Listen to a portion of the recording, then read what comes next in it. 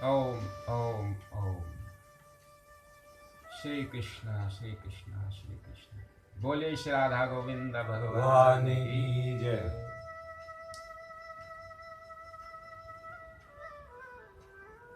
सब कुछ जान लिया और फिर भी स्वयं को न जाना तो सब जाना न जाने के बराबर है।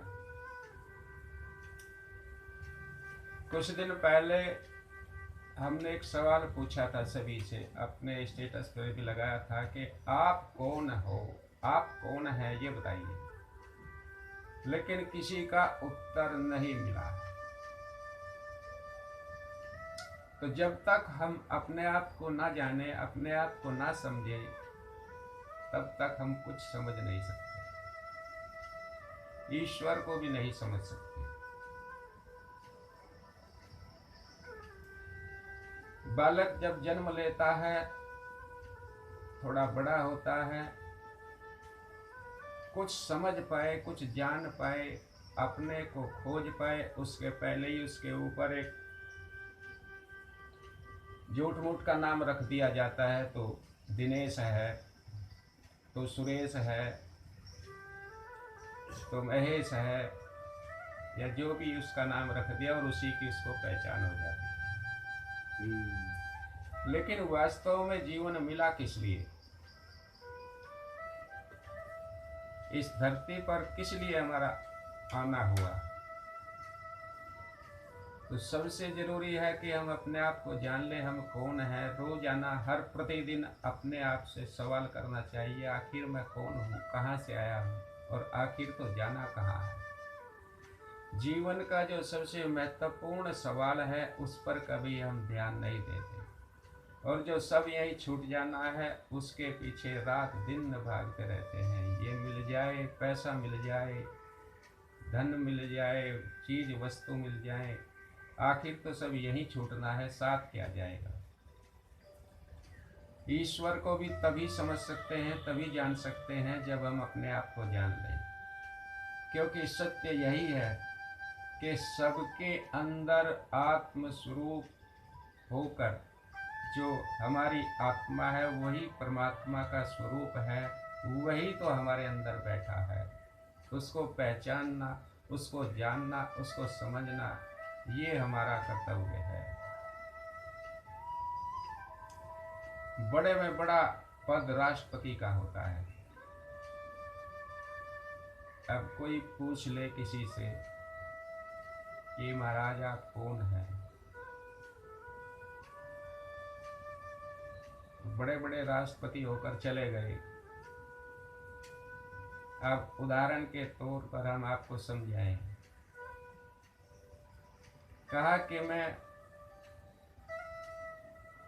डॉक्टर APJ अब्दुल कलाम हूँ राष्ट्रपति। बोले नहीं, आप अपने नाम के आगे जो डॉक्टर लगा पहले उसे हटा दीजिए। तो क्या बचा? बोले राष्ट्रपति अब्दुल कलाम हूँ। बोले ठीक है, अब आप अपने नाम के पहले जो राष्ट्रपति लगा उसे भूल जाइए। अब आप क्या हो? अब अब्दुल कलाम हूँ।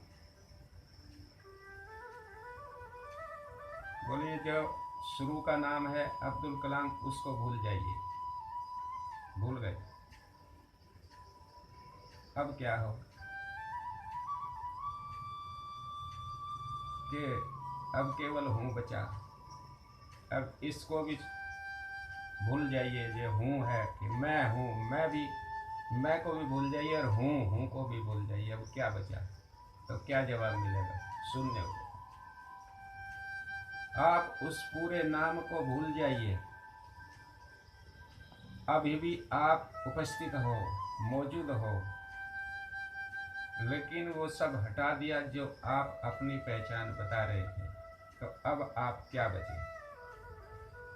जब आप यहाँ बोलने में शून्य हो जाएं, तो आप अपने मूल स्वरूप में जग जाते हैं। आप अभी भी हो, लेकिन बताने के लिए कुछ बचा नहीं आपके पास। तो ये आप अपने वास्तविक पहचान की तरफ हो, क्योंकि उस परमात्मा के अलावा संसार में कुछ है नहीं। कण कण में वही व्याप्त है, सर्वत्र वही है। जो तुम हो वो वही है, और जो वह है वही तुम हो। तनिक भी अंतर नहीं। अंतर है तो केवल अपने पहचानने का, जानने का, उसको समझने का। रामकृष्ण परमहंस के पास एक व्यक्ति आया और बोला कि महाराज, सुना है आपको काली माँ साक्षात दर्शन देती है, आपके सम्मुख साक्षात रूप में काली माँ आती है। बोले अगर आपने सुना तो ठीक है, बोले अगर आप समझे कि हाँ देती है दर्शन, तो आप क्या चाहते हैं? बोले नहीं, कुछ नहीं, मुझे कुछ नहीं चाहिए, केवल इतना कहना चाहता हूँ कि अब की बार माता जी जब प्रकट हों आपके सामने आए तो उन्हें मेरे घर भेज देना। बोले ठीक है, अपने घर का पता बताओ। उस व्यक्ति ने अपने घर का पता बताया, ये घर, फला गली, फला मोहल्ला, फला शहर, फला नाम। बोले ये तो तुम्हारे घर का पता है, तुम अपना पता बताओ। बोले मैं ये नाम, ऐसा वैसा, ये। बोले नहीं, ये भी तुम अपने शरीर का पता बता रहे हो।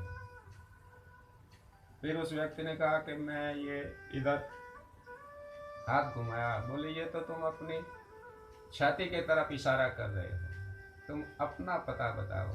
तो व्यक्ति के पास कोई जवाब बचा नहीं, क्या बताए।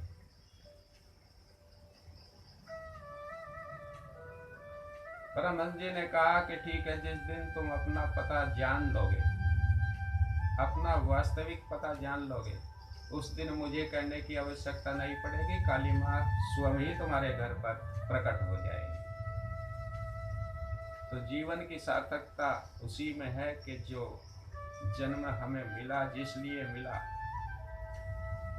उस कार्य की तरफ भी हम ध्यान दें, उस कर्तव्य को भी निभाएं। बाकी तो अपनी इच्छाओं के लिए, अपने सुख सुविधाओं के लिए तो बहुत कुछ करते हैं, लेकिन हमारा कर्तव्य है कि उस परमात्मा को समझें, जानें, उसको पालें, जो सदैव से अपना था, अभी अपना है और सदा अपना ही रहेगा। श्री कृष्ण गोविंद हरे मुरारी।